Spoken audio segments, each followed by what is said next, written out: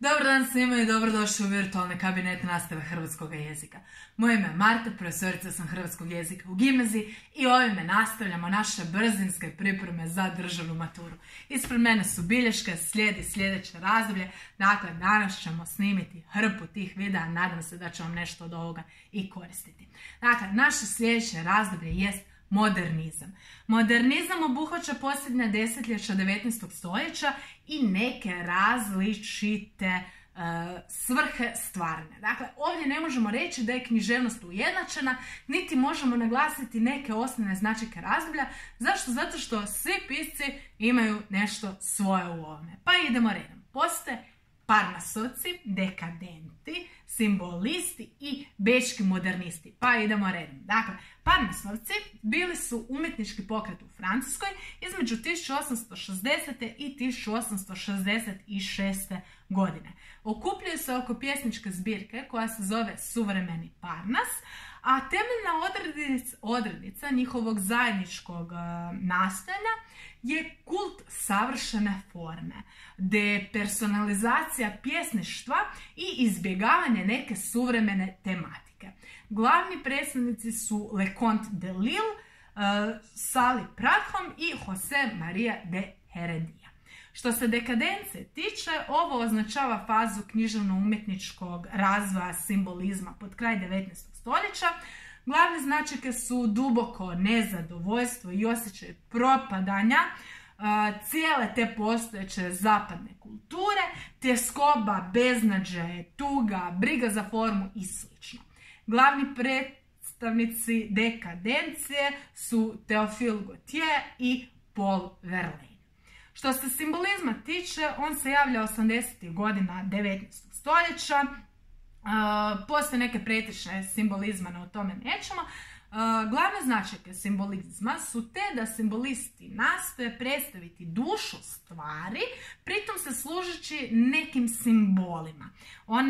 Oni nastoje sjediniti pjesništvo i glazbu, ali pokušavaju sačuvati svojevrsnu tajanstvenost u pjesništvu. Glavni predstavnici su Arthur Rimbaud i Paul Verlaine. Što se bečke moderne tiče, ona se javlja pod kraj 19. stoljeća u Beču kada se razvija taj buran umjetnički život. Otvoreni su različitim strujanjima, osobito impresionizmu, žele ukazati na ljepotu stvarnosti, pa makar i onu neznatnu. Glavni predstavnici su Hermann Bahr, Arthur Schnitzler i Hugo von Hofmannsthal. U ovom razdoblju imamo jednog autora koji nema nikakve veze niti s jednim pravcem, on je poseban.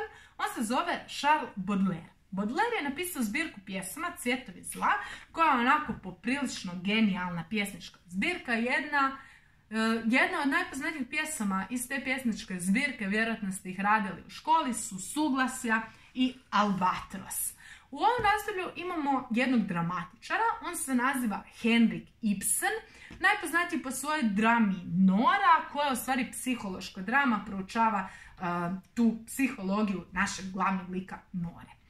Slijedi Anton Pavlović Čehov. Čehov je napisao dramu Tri sestre i to su naši najvažniji dramatičari modernizma.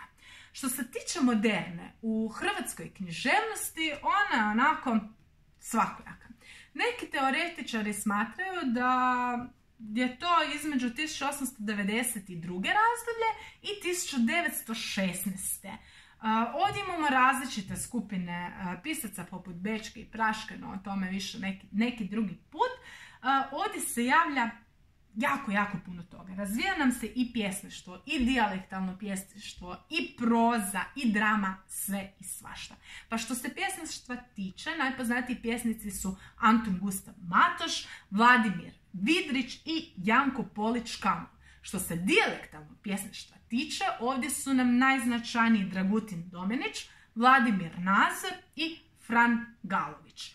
Što se proze kao drugog književnog roda tiče, dakle proza ili epika, vrlo su nam značajni Janko Leskovar, Dinko Šimunović, Antun Gustav Matoš i Ivan Kozarac. Dramatičari su Ivo Vojnović, Milan Begović i Josip Kosor. Pa ukratko nešto najvažnije. Što se pjesništva tiče, rekli smo, postoji i Vladimir Vidrić. Vladimir Vidrić poznat je po svojim pjesmama o pejzažu. One se zovu Pejzaž 1 i Pejzaž 2. Janko Poličkamo, drugi pjesnik, je najpoznatiji po svojoj pjesmi nad pjesmama, ali on napisao i, na primjer, neku novelu. Dakle, bio je i novelist, ne neku novelu, nego napisao je i novelu. Ta se novela zove Brada, vjerojatno ste isto radili. Što se proze tiče, Janko Leskovar je napisao lektiru koju ste vjerojatno čitali. Ona se zove Misao na vječnost. Misao na vječnost nam je jedan tekst u kojem imamo učitelja Đuro Martića koji je poludio. Antun Gustav Matoš, kao vrlo značajna osoba ovog doba, je pisao sve svašta. On je bio pjesnik, pisao je poeziju, ljubavnu liriku, pa tako imamo pjesmu, na primjer, Utjeha kose, pisao je pejzažnu liriku, pa tako imamo pjesmu tipa Jesen je veče, pisao je domoljubnu liriku, pa tako imamo pjesmu tipa 1909. Dakle, pisao je jako puno toga. Što se pjesništva tiče, sve vrste pjesama je on uspio ispisati.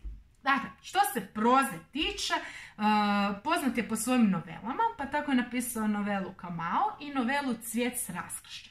Napisao je i putopis koji se zove Oko lopara.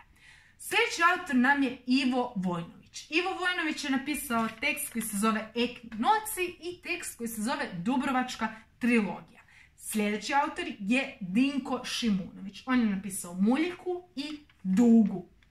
Što se Ivana Kozarca tiče, Ivan Kozarac napisao je Đuku Begovića i jedan genijalan tekst. Opet imate seljaka koji izlazi iz svoje sredine, a u stvari je nesvaćeni intelektualac. I imate autora koji se zove Milutin Cihlar Nehajev. On je napisao Bijeg i Milan Begović Bez trećega i Pustolov pred vratima. Eto, toliko ukratko o ovom modernističkom dijelu.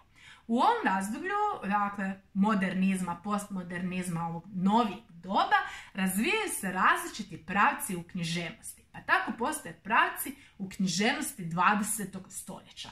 To su futurizam, ekspresionizam, kubizam, imažinizam, dadaizam, nadrealizam, socijalistički realizam i egzistencijalizam. Dakle, više o tome ako stignemo snimiti još koji video. Ono što je nama bitno je ekspresionizam u hrvatskoj književnosti. Ovdje su nam najvažniji autori Antun Branko Šimić i Miroslav Krleža. Pa Antun Branko Šimić bio je jedan od naših najvažnijih ekspresionističkih pjesnika. On je napisao zbirku pjesama koje se zove Preobraženja. Poznat je po pjesama koje se zovu Pjesnici, Moja preobraženja, Smrt, Smrt i ja, Povratak, Hercegovina, Ručak siromaha i njegova najpoznatija Opomena. Čovječe, pazi da ne ideš malen ispod zvijezda. Evo ga, dakle, ovo je nekako najkraće o ovom dijelu. U ovom razdoblju razvija se moderni roman. Dakle, moderni roman je roman u kojem fabula nije dominantna. Pa tako imamo različite monološko-asocijativne tipove romana. Roman struje svijesti, roman ideja i sl. Najznačajniji autori su Marcel Proust i njegov roman Combray, Franz Kafka, njegova pripovjetka Preobražaj i roman Proces. Dakle, Preobražaj i Proces. U ovom razdoblju imamo još autora poput Luigija Pirandela i njegovih 6 osoba traži autora, Ernest Hemingway i njegovo Zbogom oružje, William Faulkner i njegov Krik i bijes. Za lektiru čitali ste i Alberta Camusa i njegovog Stranca. U ovom razdoblju se razvija i nešto što se zove kazalište apsurda, pa tako imate Stolice koje je napisao Eugene Ionesco, te imate tekst koji se zove U očekivanju Godoa, napisao ga je Samuel Beckett. U ovom se razdoblju još razvija i epsko kazalište, pa tako imate Bertolta Brechta i njegovu majku, Hrabrost i njezinu djecu. Evo, toliko o modernizmu. Ovo je bio kanal Hrvatska u zemlji čudesa. Ne zaboravite sve pretplatiti na sam kanal. Moje ime je Marta Naramčić, magistra sam edukacije hrvatskog jezika i književnosti. Idemo dalje sa snimanjem priprema za maturu. Ugodan dan, Hakuna Matata, ćao!